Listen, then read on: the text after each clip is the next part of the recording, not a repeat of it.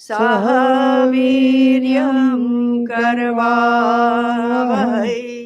तेजस्विनावधीतमस्तु मा विद्विषावहै। ॐ शान्ति शान्ति शान्ति। ॐ श्री गुरुभ्यो नमः।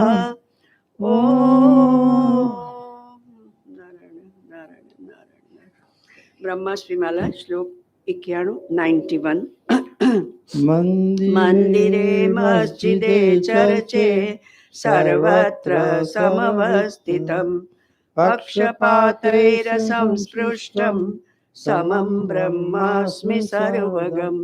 ब्रह्मणो मन्दिरं साक्षात् हृदयं सरलं मृदु वाचापि तत्र नाघातं कुर्वे ब्रह्मास्मिरद्गतम्। लीला मंदिर मिलते ही क्लेश भाण्डं जगत्पुरा विनष्ट दिग् ब्रह्मेश्वर ज्ञानं ब्रह्मास्मि निर्भ्रमं। सेवितं गुरुवैद्यस्य किंचापूर्वं रसायनं नखाशि कामरोगोऽस्मि स्वस्थं ब्रह्मास्मि निरुजम्। गलिताः सकलाः शङ्काः फलिताः सद्गुरुः कृपा मिलिता परमा शान्तिः शान्तं ब्रह्मास्म्य संशयम् शान्तं ब्रह्मास्म्य संशयम्। ओम ओम। महाराज जी के पुनित श्री चरणों में वंदन करते हुए बड़ी खुशी और प्रसन्नता से महाराज जी का हम स्वागत करते हैं। और विषय भी इतना प्यारा है, जीवन में सिद्धि भी हो और उसके लिए लक्षण हमारे क्या होने चाहिए, यह एक सुंदर विषय है। और महाराज जी हर वर्ष की तरह कुछ नया सोच के आते हैं, तो आप सबकी तरफ से वंदन करते हुए पूज्य महाराज जी। ओम नमो ब्रह्मादिभ्यो ब्रह्म विद्या संप्रदाय कर्तृभ्यो वंशर्षिभ्यो महद्भ्यो नमो गुरुभ्यः।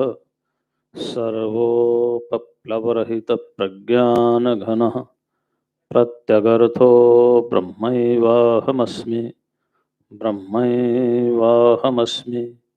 ओम शांति शांति शांति।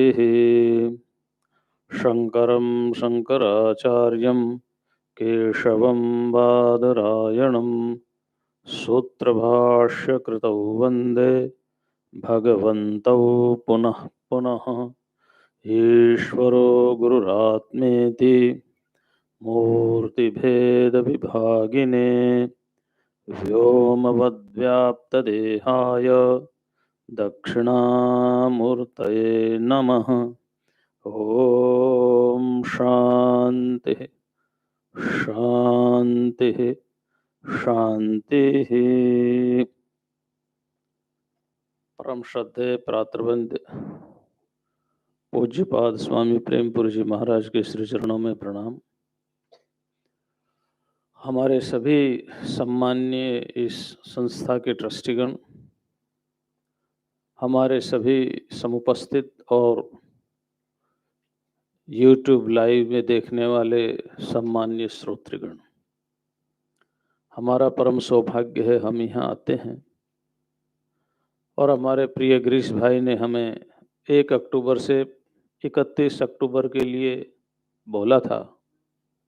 उन्होंने प्रयत्न भी किया था, गलती हमारी हुई और किसी अपरिहार्य कारण के कारण हम 1 से 15 अक्टूबर तक आपके सामने उपस्थित नहीं हो पाए। इसलिए हम आप सबसे और गिरीश भाई से भी क्षमा चाहते हैं। हाँ, त्रुटि तो हमसे ही हुई है, गिरीश भाई का कोई उसमें दोष नहीं था। और देखो, सत्य को स्वीकार करने में परमात्मा ही प्रसन्न होते हैं, ठीक है ना। सत्य को स्वीकार करने में परमा इंसान हम अपना अहंकार लेकर के कहाँ जाएंगे? हमारा विषय ही है सिद्ध और साधक के लक्षण। क्या विषय है? के लक्षण। और ये विषय मैंने इसलिए दिया कि मैं भगवत गीता का कोई अध्याय भी रख सकता था, लेकिन हमने सोचा पूरे भारत के अध्यात्म वाङ्मय में विचरण किया जाए। पूरे जो भारत का अध्यात्म वाङ्मय है उसमें विचरण किया जाए। सिद्ध के क्या लक्षण हैं, साधक के क्या लक्षण हैं, सिद्ध किस प्रकार से रहते हैं, साधक किस प्रकार से रहते हैं।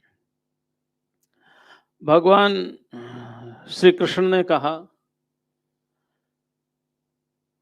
प्रजहाति श्रुति विप्रतिपन्ना ते यदा स्थास्यति निश्चला समाधावचला बुद्धिस्तदा योग मवाप्स्यसि। सिद्ध किसे कहते हैं? सिद्ध के लक्षण क्या है? और भगवान शंकराचार्य ने एक बहुत सुंदर बात लिखी।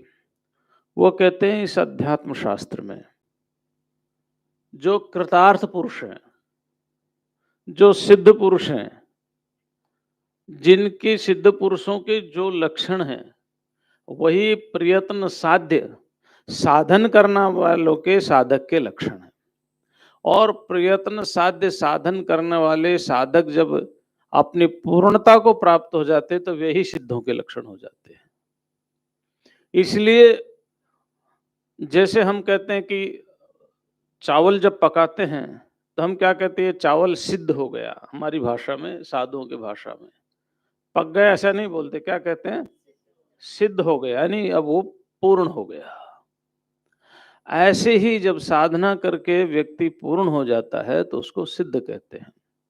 और भगवान कहते हैं कि जो हमें अनेक प्रकार की भेद बुद्धियां हो गई, हम स्वर्ग काम करने के लिए यज्ञ करें, हम इसके लिए ये करें, इसके लिए ये करें, ये जो हमारी भेद बुद्धियां हो गई है, इन भेद बुद्धि से रहित होकर के जब आत्मा में ठहर जाएंगे, समाधि माने यहाँ आत्मा है, जब आप आत्मा में ठहर गए तो आप सिद्ध हो गए।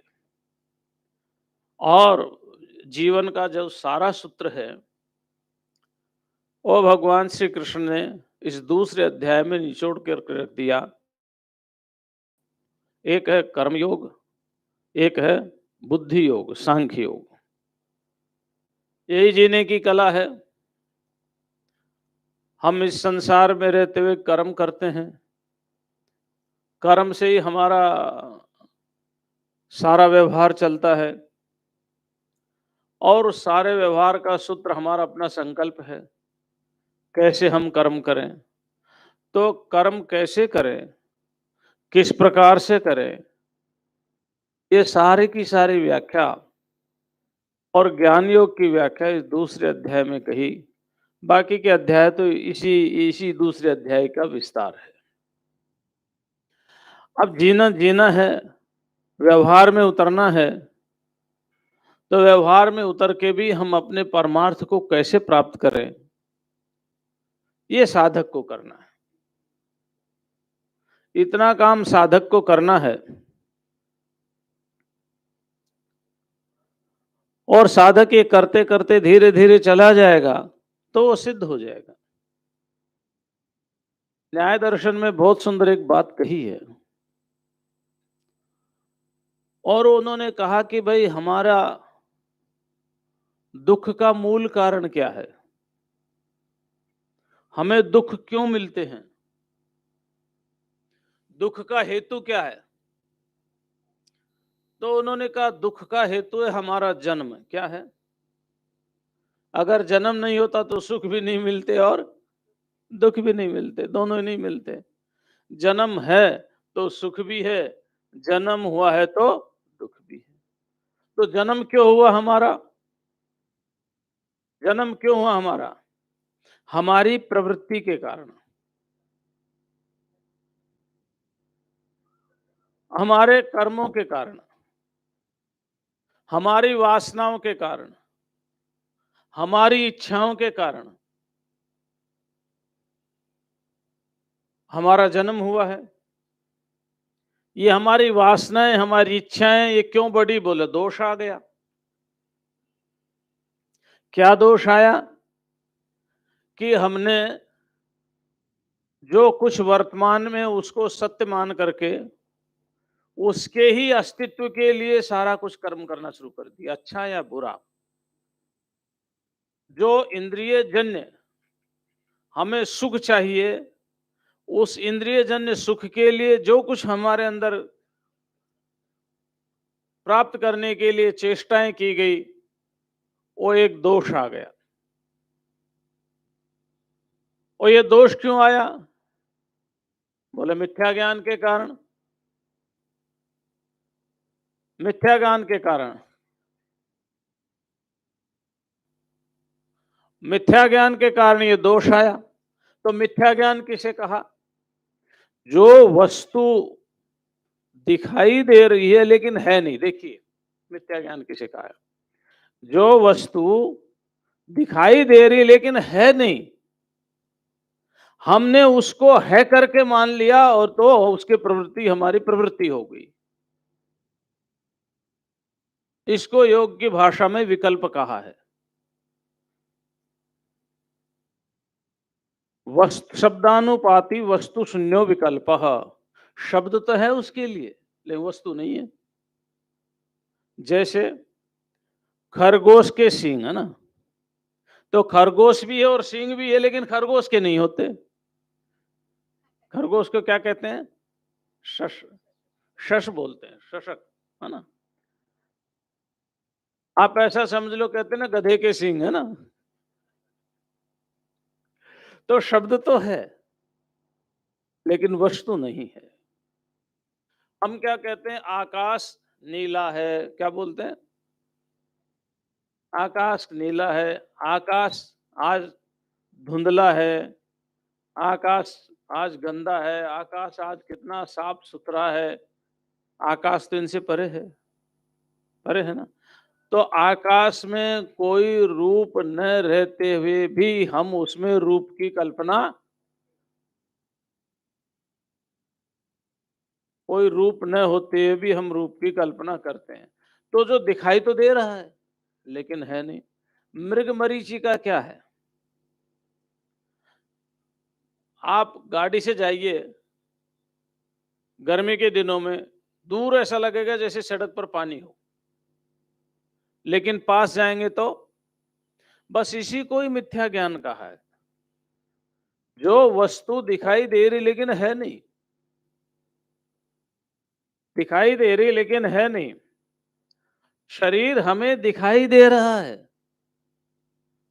लेकिन समस्या है कि हमारा जन्म के साथ शरीर के का हमारा ऐसा संबंध हो गया आत्मा का, जब से हमने होश संभाला तब से हमने शरीर को ही देखा है।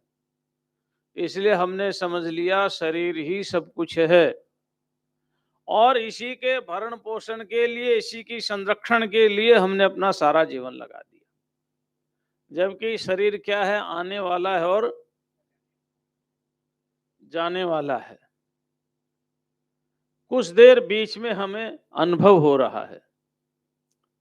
ये जो कुछ क्षण की अनुभूति है, इसको ही हमने सच मान लिया। तो मिथ्या ज्ञान प्रवृत्ति जन्म दुख जन्म प्रवृत्ति दोष मिथ्या ज्ञानानाम उत्तरोत्तरापायाद अपवर्गः। उन्होंने कहा सुख कैसे मिलेगा? तो कहा एक एक को हटाते चले जाओ। पहले मिथ्या ज्ञान को हटाओ, सत्य को स्वीकार करो। जब सत्य को स्वीकार करोगे तो दोष नहीं होगा, प्रवृत्ति नहीं होगी, जन्म नहीं होगा, तो दुख भी नहीं होगा। अब इसको कैसे करें? दूर तो मिथ्या ज्ञान को करना है लेकिन कैसे करें? बस यही साधक के लक्षण है। हम कैसे दुखों को दूर करें? योग दर्शन में इसके अनेक उपाय बताए, सांख्य में भी बताए हैं, उपनिषदों में भी बताए हैं, भगवत गीता में भी बताए हैं और अन्यत्र भी बताए हैं। भगवान भाष्यकार ने कहा कथम तरेयम भव सिंधु में तत्, ये भव एक सागर है, संसार एक सागर है। क्यों है सागर? क्योंकि इसमें अनेक प्रकार के तिमिंगल रहते हैं, मतलब जल जंतु रहते हैं ना। इसमें अनेक प्रकार के जल जंतु रहते हैं। सागर में जल जंतु एक दूसरे को खाने के लिए तैयार है। बड़ी भयंकर लहरें उठती हैं, तूफान आता है, पता नहीं क्या क्या होता है। तो भव एक सागर है, यानी दुख ही दुख है इसमें। जैसा कि पतंजलि ने कहा, परिणाम के कारण, ताप के कारण, यानी जो भी हम कर्म करते उसमें दुख तो होता ही है। संस्कार के कारण, गुण वृत्ति विरोध होने के कारण ये सारा का सारा संसार दुख में है। और वहां तो एक सूत्र है, संतोषाद अनुत्तम सुख लाभ। संतोष से बहुत बड़ा सुख लाभ होता है। गोधन गज धन वाज धन और रतन धनि खान, जब आवे संतोष धन तो सब धन धूलि समान। लेकिन वहां भी कहा गया ये संतोष नामक जो आप सबसे उत्तम लाभ सुख का बता रहे हो, ये भी दुख पक्ष में ही रखने योग्य है। क्यों? क्योंकि आत्मा को लेकर के ये दुख पक्ष में ही रखने योग्य है। सारा का सारा संतोष हमें बाह्य वस्तुओं से मिलता है। संतोष हमें बाह्य वस्तुओं से मिलता है। और भगवान श्री कृष्ण कहते हैं यस्त्वात्मरतिरेव स्याद आत्म तृप्तश्च मानवः। पूर्णता किसमें है? पूर्णता है आत्मरति में। किसमें पूर्णता? आत्मरति क्या है? आत्मरति के लिए योग में का तदा दृष्टु स्वरूपे अवस्थानम। इसलिए हमने सभी शास्त्रों का अवगाहन करेंगे धीरे धीरे ना। जब दृष्टा, देखो दृष्टा दृश्य की दृष्टि से है, क्योंकि जब साधना करता है तो अपने ही वृत्ति को देखता है। कौन सी वृत्ति को? सोहम वृत्ति रूप अखंड, अखंड वृत्ति को देखता है। तो जब तक वृत्ति है तब तक वो दृष्टा है। वृत्ति समाप्त होगी, दृषि मात्र स्वरूपे अवस्थानम, वो दृषि मात्र रह जाता है, ज्ञान स्वरूप रह जाता है। जब वह ज्ञान स्वरूप अपने में ही स्थित हो जाता है, मतलब अपने में ही अवस्थित हो जाता है, अपने आप को में ही आनंद का अनुभव करता है, किसी बाहर के पदार्थों के आनंद की आवश्यकता नहीं है, उसी को ही कहा है यस्त्वात्मरतिरेव। अभी हमें रति माने सुख, रति माने सुख, आनंद, जो भी आप नाम दें। अभी हमें सुख कहां से मिलता है? अरे इतना बाहर के पदार्थों की तो बात छोड़ो, व्यक्ति अपने विचारों में ही खो जाता है। कभी आप फ्रस्ट्रेटेड आदमी को देखो, है ना, वो क्या करता? अपने आप ही क्वेश्चन करता, अपने आप ही उत्तर देता, अपने आप ही क्वेश्चन करता और अपने आप ही आंसर देता है। वो उसी में ही मग्न रहता है। उसको मालूम नहीं कि मैं जीवन का कितना अपना जीवन बर्बाद कर रहा हूं, मैं असामान्य हो गया हूं, मैं एबनॉर्मल हो गया हूं, मैं डिप्रेशन में चला गया हूं, उससे कोई नहीं मालूम। लेकिन वो बैठा बैठा अकेला ही अपने ही विचारों में रमण करता है। अपने आप क्वेश्चन बनाएगा, अपने आप उत्तर देगा, अपनी ही कल्पना करेगा, अपनी ही बातें करेगा। क्यों? क्योंकि आत्मा के प्रति उसको बोध नहीं है। जब आत्मा के प्रति बोध नहीं है तो सोच रहा है यही सही है। अब तक जो सुख हम बाहर के पदार्थों से ढूंढ रहे थे, आपने वो कहानी सुनी होगी ना, एक कुत्ता था, जा रहा था, रास्ते में एक सूखी हड्डी पड़ी हुई थी, है ना, वो सूखी हड्डी को चबाने लगा तो उसमें से खून निकला, पीने लगा तो उसका बड़ा स्वाद आया। अब कुत्ता सोचता है कि इस हड्डी से खून निकल रहा है, क्या सोचता है? और खून कहाँ से निकल रहा था? उसके मुंह से निकल रहा था। लेकिन कुत्ते को भ्रम है कि इस हड्डी से निकल रहा है। ठीक ऐसे ही हमें भ्रम है कि सुख हमें बाहर से मिल रहा है। सुख हमें बाहर से मिल रहा है, जबकि सुख हमारा स्वरूप है। उपनिषद में लिखा, यो वै भूमा तत्सुखम नाल्पे सुखमस्ति।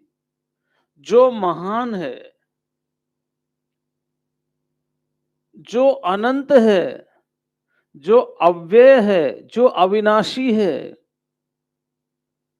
वही आनंद है, वही सुख है।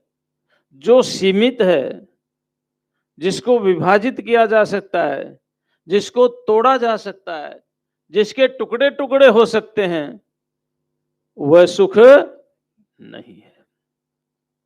यो वै भूमा, भूमा माने महान, यो वै भूमा तत्सुखम। लेकिन हम ये सोच रहे हैं कि जो हम रसगुल्ला खा रहे हैं, अब देखो गिरीश भाई क्षमा करना, कल यहाँ भंडारा था, हमारे लिए थाली रखी, अब उसमें हमें कोई स्वाद नहीं आया है? लेकिन अब गुजरातियों से पूछो, हूँ जमणु गुजरात नु, क्या बोलते हैं? हाँ, गुजरात नु जमण अने काशी नु मरण। तो ये जो सुख गुजरातियों को मिला और ये सुख का अभाव हमें मिला, ये क्या था? ये विषयों का था। ये क्या था? ये विषयों का था। अगर हम भी बचपन से उसी तरह का भोजन कर रहे होते तो हमें भी उसमें, इसका मतलब है कि भोजन में स्वाद नहीं है। स्वाद चाहे राजस्थान का हो, पंजाब का हो, महाराष्ट्र का हो, तमिलनाडु का, इंग्लैंड का, अमेरिका का, गुजरात को, कहीं का भी हो, भोजन में स्वाद नहीं है। हमारी एक प्रवृत्ति बन गई कि ऐसा हो तो ही स्वाद होगा और ऐसा नहीं होगा तो स्वाद। ये हमारी प्रवृत्ति बन गई, हमारे संस्कार बन गए, हमारी वासनाएं बन गई। हम बाहर के पदार्थों में सुख ढूंढने लग गए। अगर बाहर के पदार्थों में सुख होता तो कल हमें भोजन में मजा आना चाहिए था, सुख मिलना चाहिए था, लेकिन वहां सुख है नहीं। वहां तो हमारे जन्म की वासनाओं के कारण हमारा स्वाद वैसा हो गया। हमारा स्वाद दूसरे ढंग का हो गया, आपका स्वाद दूसरे ढंग का हो गया, तीसरे का स्वाद दूसरे ढंग का हो गया। ये जो टुकड़ा टुकड़ा हो गया ना स्वाद का, समझ गए ना, सुख का ये जो टुकड़ा टुकड़ा हो गया, इस टुकड़े टुकड़े में सुख नहीं है। सुख तो हमारे अपने अंदर से आ रहा है। किसके अंदर से आ रहा है? हमारे अपने अंदर से आ रहा है। बस हम इन टुकड़ों में सुख देखते हैं, इन टुकड़ों में सुख देखते हैं। हम गंगोत्री में रहते थे तो वहां एक दक्षिण भारत के महात्मा बड़े अच्छे साधक थे। आहा, आज भी हमारा उनको प्रणाम करने का मन करता है, शरीर से नहीं है। तो उन्होंने एक बार भंडारा किया। भंडारा तो हरिद्वार ऋषिकेश वाला नहीं, मतलब जो गंगोत्री के 5, 7, 10 महात्मा थे उनका ही। कहीं आप ऐसा समझ लो कि इतने महात्मा, इतने पब्लिक आई नहीं। और उनमें एक और दक्षिण भारत के महात्मा थे। अब उन्होंने दक्षिण भारत जैसा ही भोजन बनाया। 6 महीने बाद उनको भोजन मिला। कहते हाँ, आज 6 महीने बाद भोजन मिला। तो क्या 6 महीने तक भूखे थे? नहीं, अपनी वासना के अनुरूप भोजन तब मिला, उनको उसी में स्वाद आया। लेकिन वो तो महात्मा थे, ज्ञानी थे, जानते थे भाई ये तो विषयजन्य सुख है। हम नहीं समझ पाते इस बात को, हम इस बात को नहीं समझ पाते। तो भगवान श्री कृष्ण तत्ववेत्ता के या आत्मज्ञानी के या सिद्ध पुरुष को हो, जो भी आप उसको नाम देना चाहें, ज्ञानी कहें, तत्ववेत्ता कहें, सिद्ध पुरुष कहें, आत्मवेत्ता कहें, अर्जुन ने उसको समाधिस्थ कहा है, अर्जुन ने उसको स्थित प्रज्ञ कहा है, जो भी आप नाम देना चाहें, उसके लिए बताया यस्त्वात्मरतिरेव। ये लक्षण है, जिसको अपने अंदर ही आनंद आने लग जाता है। तो सिद्ध पुरुष कौन है? जिसको अपने अंदर आनंद आ रहा है। और साधक कौन है? जो उस आनंद को लेने के लिए प्रयत्नशील है। स्यादात्म तृप्तश्च मानवः। अब देखिए, मानवः बहुवचन का प्रयोग है। तो ये किसके लिए? सभी के लिए, एक के लिए नहीं है, ये सभी के लिए ही है। कोई भी इसका अनुभव कर सकता है, कोई रिस्ट्रिक्टेड नहीं है कि हम सन्यासी हो गए थे केवल हमारे लिए। ये अलग बात है, अनुभव होने के बाद सन्यास हो जाए तो अलग बात है, लेकिन ये केवल हमारे लिए ही नहीं है। इसलिए भगवान ने बहुत सावधानी पूर्वक, बहुत सावधानी पूर्वक, सावधानी पूर्वक तो हम अपने दृष्टि कर रहे, भगवान तो सदा सावधान ही है, हाँ। लेकिन दूसरा अध्याय में जो वर्णन है, जो ज्ञान अर्जुन को दिया है, उसमें सभी प्रकार के मनुष्यों के लिए शिक्षा है। और शुरुआत कहां से की? श्लोक 11 से श्लोक 25 तक, कि जो कुछ है वह आत्मा ही है। कैसा आत्मा? अजर है, अमर है, अविनाशी है, आग से जलाया नहीं जाता, पानी से गलाया नहीं जाता, हवा से सुखाया नहीं जाता, तलवार से, हथियारों से ये काटा नहीं जा सकता। ऐसा जो आत्मा है वो हम सबका एक ही है। जब ऐसा जो आत्मा है तो कोई राजा का आत्मा, प्रजा का आत्मा, मंत्री का आत्मा, सन्यासी का आत्मा, गृहस्थी का आत्मा कोई अलग अलग थोड़ी होंगे।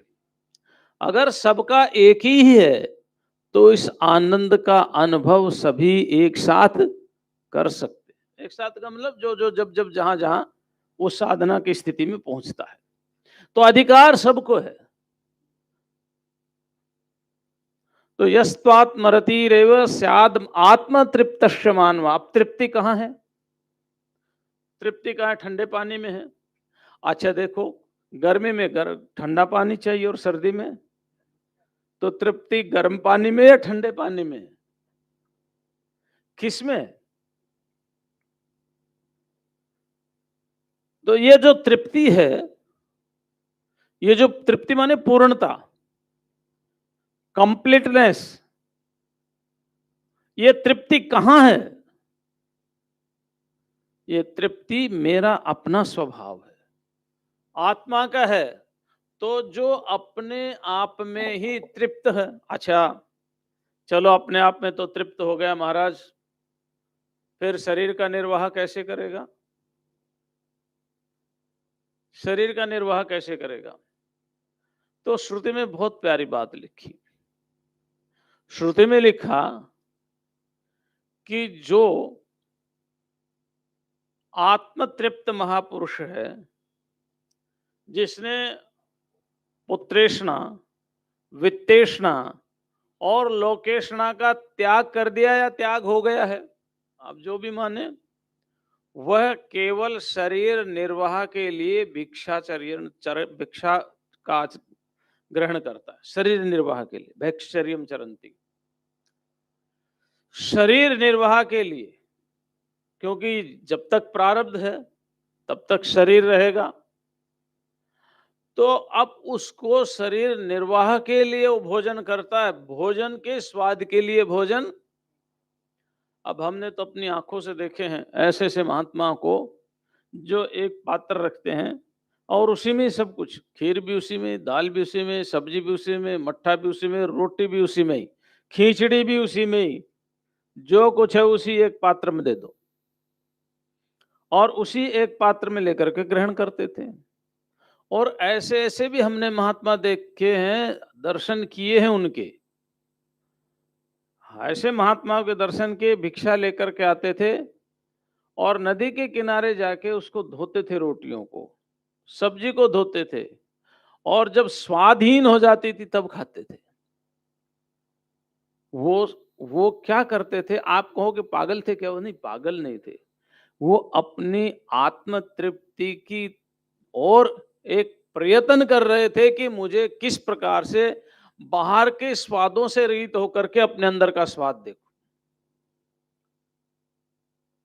क्योंकि विषय त्याग सहज नहीं है, विषय त्याग सहज नहीं है। हम कहते ही हैं लेकिन सहज नहीं। राग द्वेषौ व्यवस्थितौ तयोर्न वशमागच्छेत् तौ यस्य परिपंथिनौ।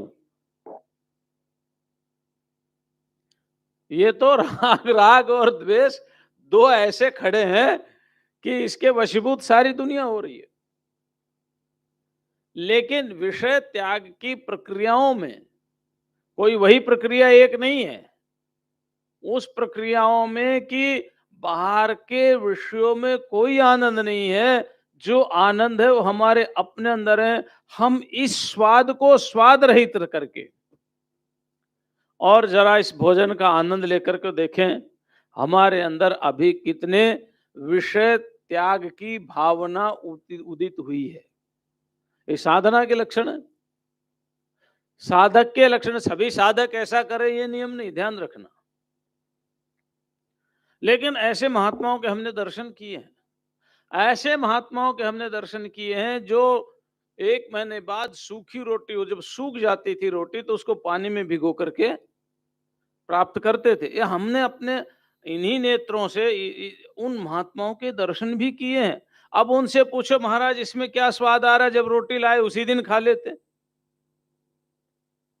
लेकिन ये बात हमारी समझ में नहीं आती। क्यों?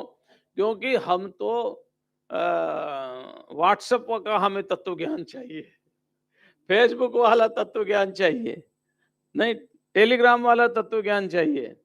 हमें तो ऐसा तत्व ज्ञान चाहिए, अभी फोन करें ना, अभी गुरु जी कह दे रहे तू तो बहुत बड़ा ज्ञानी हो गया, बस हो गया हमारा काम, हूं तो ज्ञानी छू, ऐसा चाहिए। लेकिन भाई श्रुति ये कहती है, हमारे शास्त्र ये कहते हैं, इसके लिए तो जन्म जन्मांतरों की यात्रा करनी पड़ती है, साधनाएं करनी पड़ती है, मन को संयमित करना पड़ता है, विचारों को संयमित करना पड़ता है, शरीर को संयमित करना पड़ता है, आहार को संयमित करना पड़ता है, व्यवहार को संयमित करना पड़ता है। कुछ भी बोलना, कुछ भी सोचना, ये साधक के लक्षण नहीं है।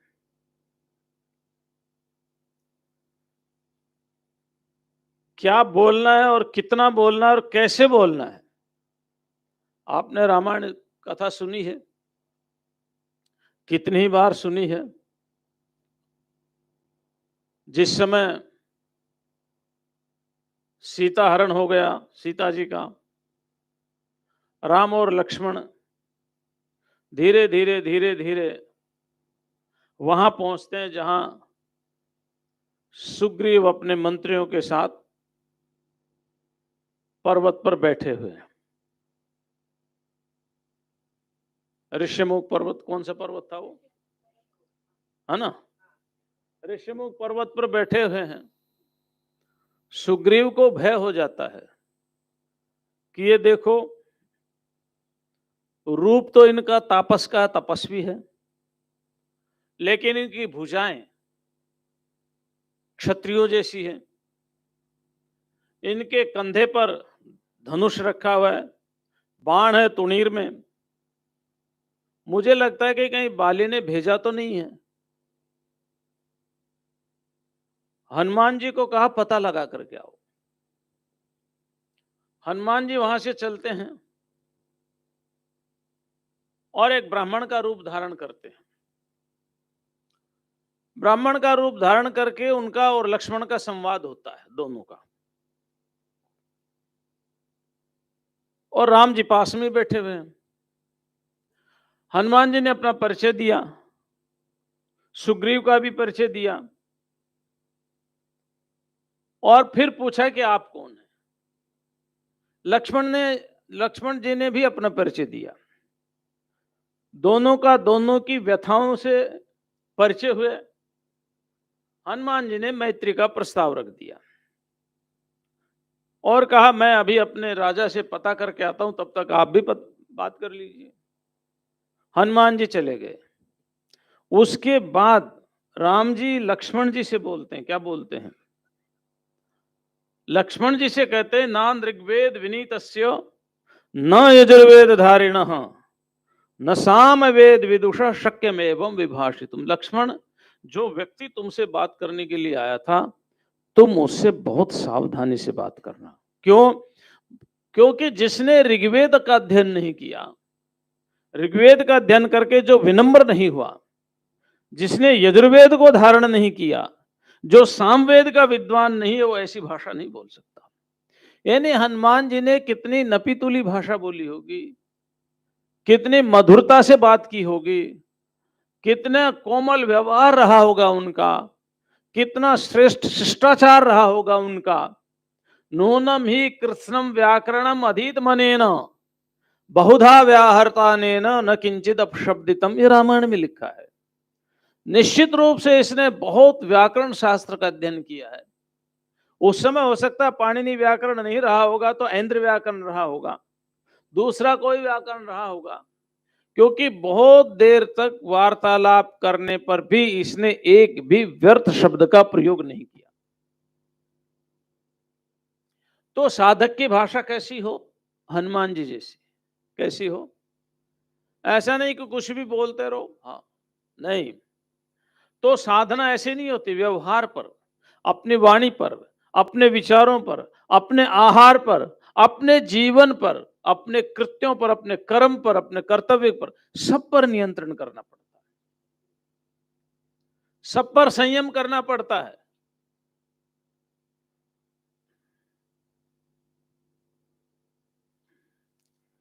फिर क्या होता? आत्मन्येव च संतुष्टः, फिर वो आत्मा में संतुष्ट रहता है, फिर वो सिद्ध हो जाता है। जब आत्मन्येव संतुष्ट हो गया, आत्मा में ही संतुष्ट हो गया, अपने आप में ही आनंद करने लग गया, फिर उसका कोई भी कार्य शेष, जिसका कोई भी कार्य शेष ना हो वह सिद्ध, और जिसको आत्म तुष्टि के लिए अभी साधना करनी पड़ रही है वह साधक। ठीक है ना? जिसको कुछ करना शेष ना हो, योग दर्शन में इसके लिए लिखा है, यत् प्रापणीयम यत् प्राप्तव्यम तत्प्रापणीयम, जो प्राप्त करना था वो प्राप्त हो गया, जो अनुभव करना था वो अनुभव हो गया, जो अनुभव करना था वह अनुभव हो गया, जो प्राप्त करना था वह प्राप्त हो गया। यत् प्राप्तव्यम तत्प्रापणीयम। तो जो जो हमें होना था, थे तो हम पहले ही, लेकिन पहले हम अज्ञान से घिरे हुए थे, उस अज्ञान की निवृत्ति हो गई, साधक हो सिद्ध हो गए, और अज्ञान की निवृत्ति के लिए अभी प्रयत्नशील है तो वह साधक है। तो यस्त्वात्मरतिरेव स्यादात्मतृप्तश्च मानवः आत्मन्येव च संतुष्टः तस्य कार्यं न विद्यते। फिर उसका कोई कार्य शेष नहीं रहता, कुछ बचता नहीं है उसका।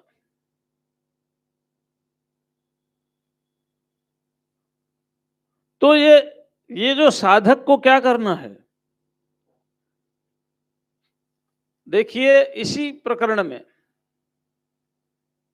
जब श्रुति भी प्रतिपन्ना ते यदा स्थास्यते निश्चला, और अर्जुन ने क्वेश्चन कर दिया, प्रश्न कर दिया, सिद्ध कहते किसे हैं, तो भगवान ने बहुत सुंदर उत्तर दिया। उन्होंने कहा प्रजाहाति यदा कामान सर्वान पार्थ मनोगतान। ये काम, काम माने इच्छा भेद, काम माने अनेक प्रकार की इच्छाएं, अनेक प्रकार की इच्छाएं। इसलिए योग वासिष्ठ में कहा कामम जानामि ते मूलम संकल्पाद किल जाए से तेन त्वहम न संकल्पयिष्यामि येन त्वम न भविष्यसि। इच्छाओं का मूल क्या है? संकल्प। और संकल्प और विकल्प करना किसका स्वभाव है? मन का। तो ये जितनी भी इच्छाएं कहां से उत्पन्न होती हैं? मन से उत्पन्न होती है। कहां से उत्पन्न होती हैं? मन से उत्पन्न होती हैं। तो जो मन से उत्पन्न होने वाली समस्त कामनाओं का त्याग करता, बड़ा मुश्किल है, बड़ी टेढ़ी खीर है। हमारा तो काम ही है जंगलों में जाना, संतों के दर्शन करना, हमारा काम ही यही है। कभी कहीं चले गए, कभी कहीं चले गए, कभी हिमालय में भी चले जाते हैं। तो कभी रेगिस्तान में भी चले जाते हैं, कभी समुद्र के किनारे भी चले जाते हैं। हमें लगता है कि वहाँ एक संत है तो वहीं चले जाते हैं। और जब हम उन संतों से वार्तालाप करते हैं, तो अब इतनी तो समझ हम में भी है कि कौन अपने चमत्कार की बात कर रहा है और कौन चमत्कार की बात नहीं कर रहा है, इतनी समझ हमें भी है। तो हम देखते हैं कि बहुत से संत या साधक जो वर्षों से एकांत में हैं, लेकिन जब वो अपना वर्णन करते हैं अपनी साधना का, तो उनको ऐसा लगता है कि बिना चमत्कार की बात किए हुए शायद साधना का वर्णन अधूरा रह जाएगा। तो ये क्या है? ये कामना है। क्या कामना है? कि देखो, जिसको मैं सुना रहा हूं वो मुझे सिद्ध समझ ले। एक कामना है। अब कामना यही नहीं कि आप गृहस्थ में रह रहे हो, ये सोचो कि भाई मेरे पास इतना धन आ जाए, मेरे पास ये गाड़ी आ जाए, मेरी अच्छी बहू मिल जाए, अच्छा पुत्र हो जाए, पुत्र की नौकरी लग जाए, बिजनेस चला जाए, अच्छा चल जाए, या जो कुछ भी हो जाए, यही कामना नहीं है। कामना तो स्वर्गलोक की प्राप्ति भी कामना है, और कामना तो लोकेशना भी कामना है।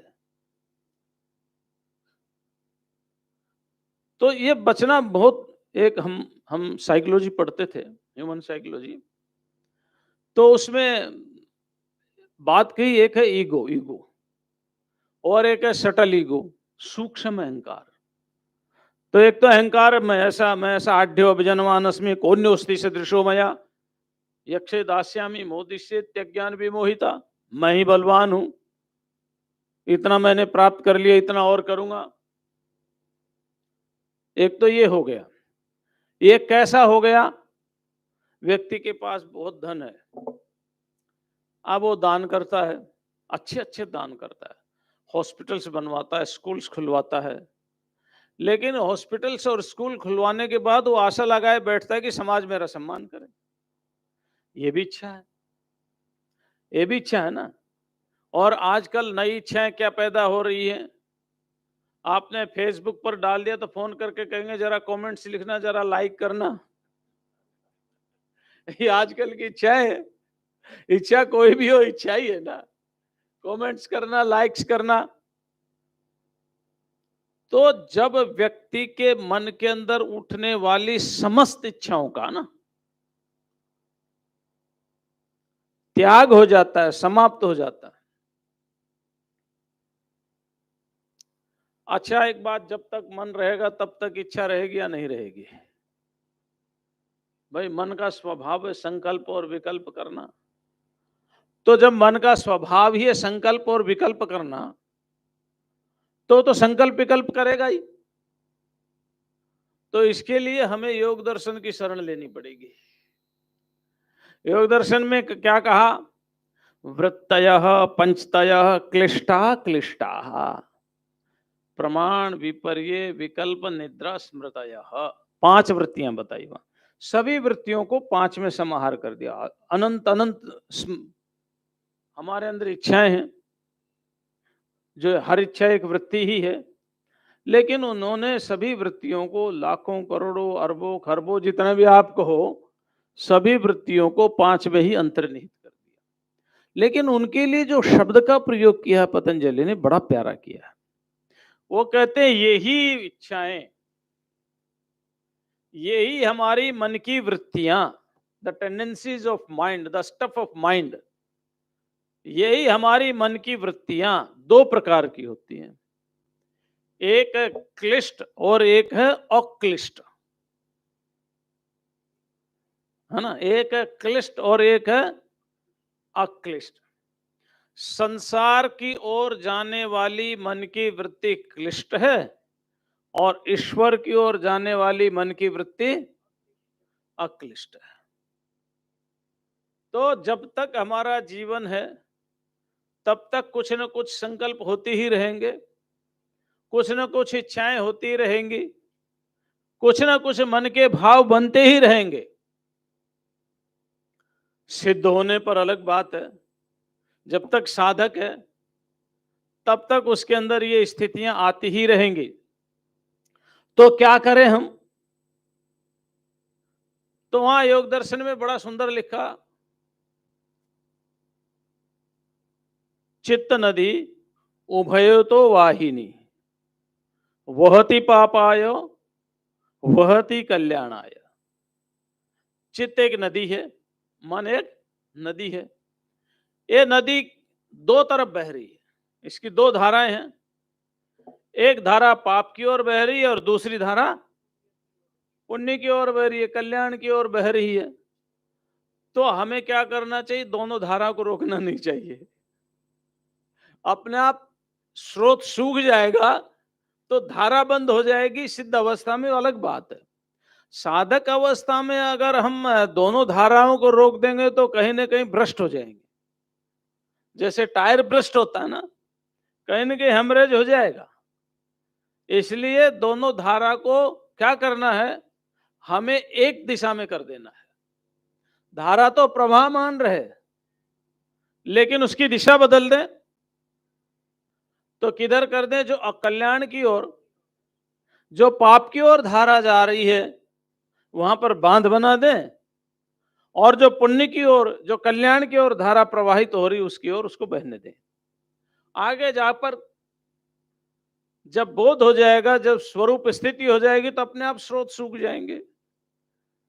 मनसो यमनी भावे, जब मन अमन हो जाएगा, मन का अमन होना, संकल्प विकल्प रहित होना है ना, तब अपने आप सूख जाएंगे।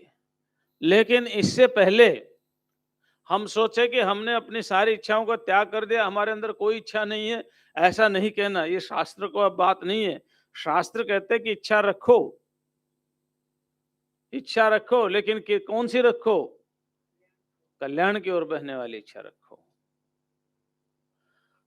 भगवान ने क्या? माम इच्छाप्तुम धनंजय,